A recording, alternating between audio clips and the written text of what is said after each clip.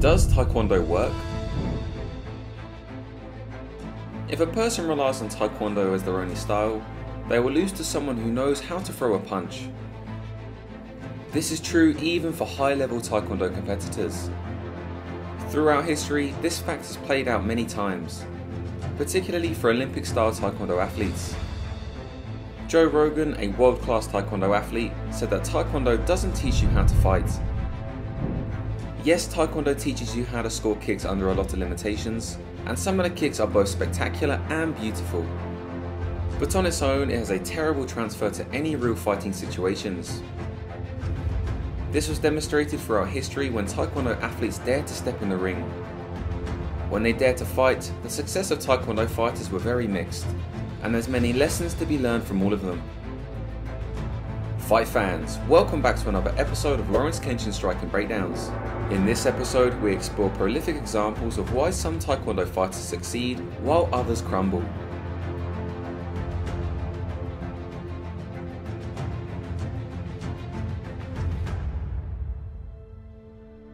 Bruce Lee once said that someone who has been training boxing and wrestling for 1 year can beat up someone that has been training martial arts his entire life.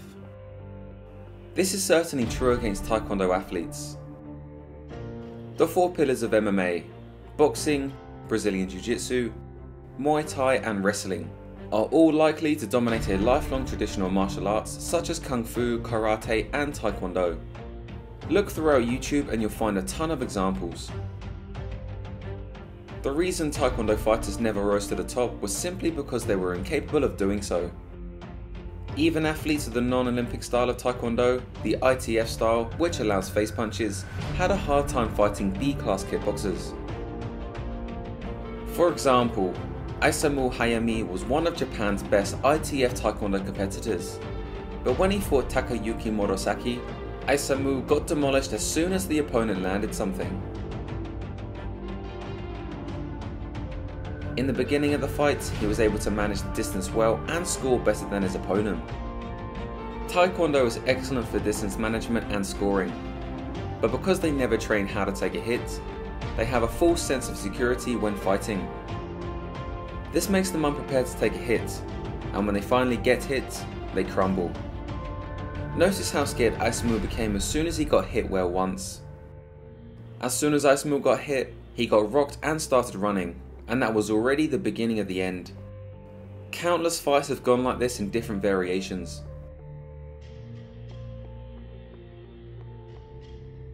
Joe Rogan said that as a national Taekwondo champion, he had a crazy distortion of thinking he knew how to throw a punch before doing kickboxing and boxing.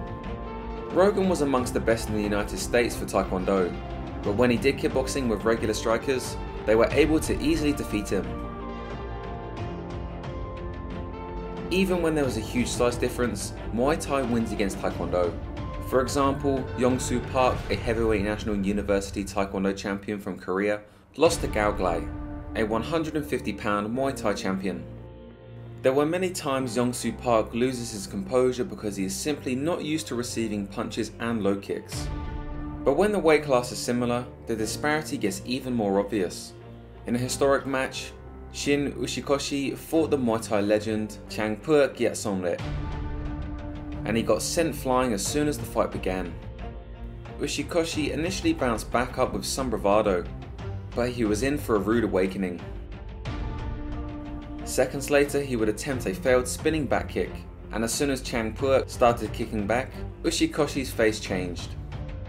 Ushikoshi's lack of full power kicking depth was apparent when he fell to the ground as he was kicking. Then throughout the fight, it was Chang Puek hunting him down repeatedly with kicks. This fight is meaningful because the rules did not even allow punches. It was essentially a kicking contest. It didn't matter that the Taekwondo fighter was faster. If the strike has no power, a Muay Thai fighter will simply not respect it.